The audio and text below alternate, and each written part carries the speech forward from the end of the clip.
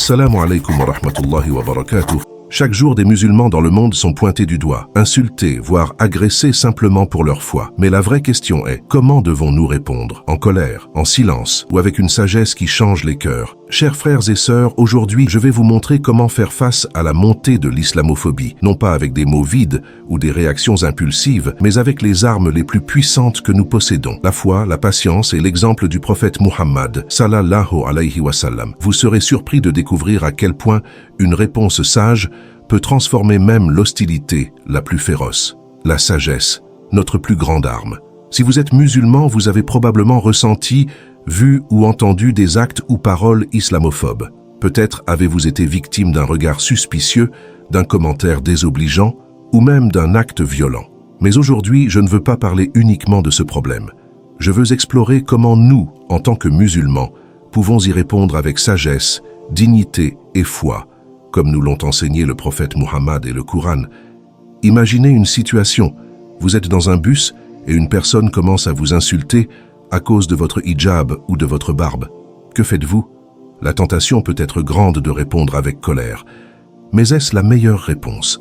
Dans cette vidéo, nous allons découvrir ensemble des exemples, des solutions concrètes et des récits inspirants pour surmonter l'islamophobie avec sagesse.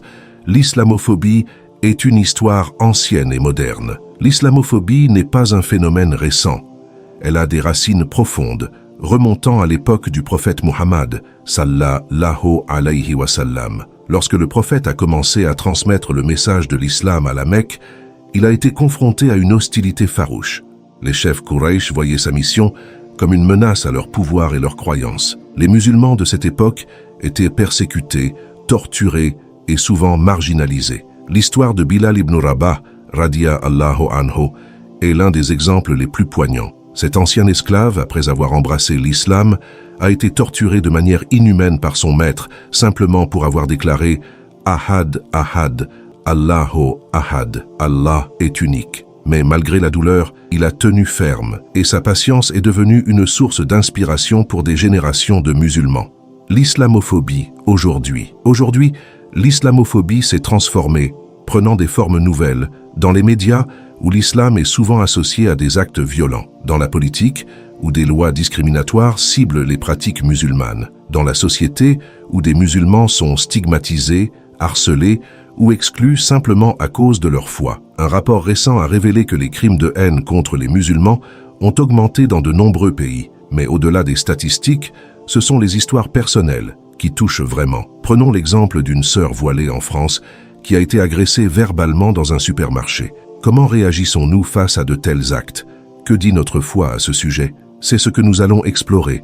Le prophète Muhammad, notre guide face à l'hostilité. L'un des exemples les plus célèbres de la vie de notre prophète est son comportement face aux insultes. Une fois, alors qu'il priait près de la Kaaba, les chefs Quraysh ont déposé des entrailles d'animal sur son dos. Comment a-t-il réagi?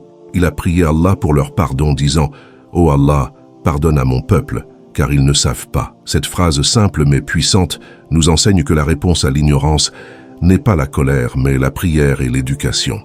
Un autre exemple est celui de Hind bint Utba, une femme qui a combattu l'islam avec une haine intense. Elle a même mutilé le corps de Hamza, l'oncle du prophète. Pourtant, après la conquête de la Mecque, elle a embrassé l'islam, en voyant la miséricorde et la grandeur du prophète. Cela montre que même les cœurs les plus hostiles peuvent changer si nous répondons avec sagesse. Pourquoi répondre avec sagesse est essentiel? Quand quelqu'un nous attaque verbalement ou physiquement, notre première réaction peut être de répondre de la même manière. Mais cela alimente le cycle de la haine. En revanche, une réponse calme et réfléchie désarme l'agresseur. Le Coran nous rappelle dans le sens du verset « Repousse le mal par ce qui est meilleur ». Et voilà que celui avec qui tu avais une animosité devient tel un ami chaleureux.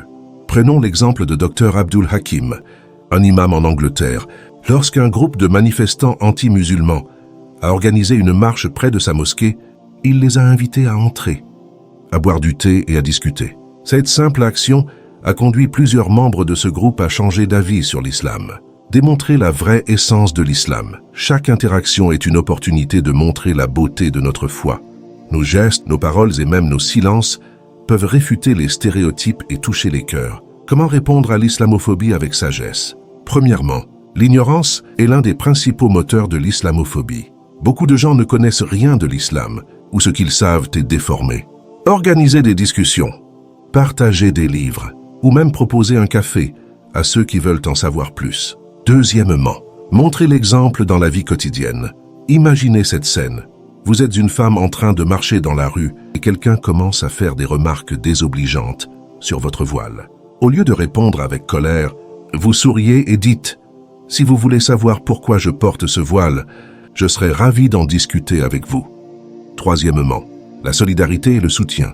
Si vous voyez un frère ou une sœur en difficulté, intervenez avec calme. Par exemple, si quelqu'un est harcelé dans un espace public, restez à ses côtés pour le soutenir. Quatrième, utilisez les réseaux sociaux avec sagesse. Les réseaux sociaux sont souvent utilisés pour propager des idées islamophobes, mais nous pouvons les utiliser pour diffuser des messages positifs, partager des vidéos éducatives, des citations du Coran ou des histoires inspirantes. Cinquièmement, se rappeler de l'intention. Chaque fois que vous répondez à l'islamophobie, rappelez-vous pourquoi vous le faites. Pour plaire à Allah et représenter l'islam avec dignité. Votre intention guide vos actions. Voici 2 petites histoires inspirantes modernes sur des sagesses contre l'islamophobie. Un musulman dans un métro de New York a été confronté à une agression verbale. Plutôt que de se défendre, il a calmement répondu « Que Dieu bénisse votre journée ». Cette réaction a surpris l'agresseur, qui s'est ensuite excusé.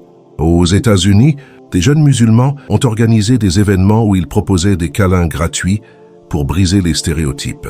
Cette initiative a apporté la curiosité et touché des milliers de personnes et a permis de véhiculer une très belle image de l'islam.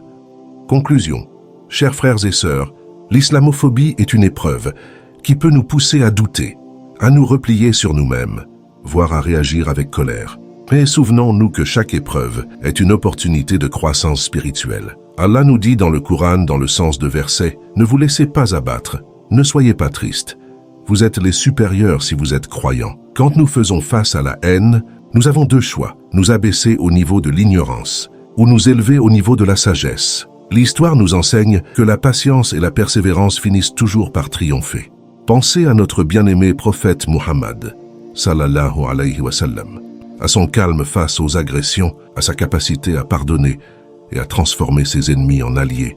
Aujourd'hui, c'est à nous de marcher sur ses traces. Chaque sourire que vous partagez, chaque acte de bienveillance que vous accomplissez, chaque prière que vous faites est une réponse aux ténèbres par la lumière. L'islam n'est pas seulement une foi, c'est un mode de vie qui inspire et élève, qu'Allah nous donne la force d'agir avec patience, le courage de défendre notre foi avec dignité et la lumière pour guider ceux qui nous entourent. C'est la fin de cette vidéo. Pour nous montrer que vous avez resté jusqu'à la fin, commentez « Le chemin de l'islam ». Si vous avez appris aujourd'hui quelque chose de nouveau, n'hésitez pas à s'abonner pour plus de leçons islamiques. Que la paix soit sur vous.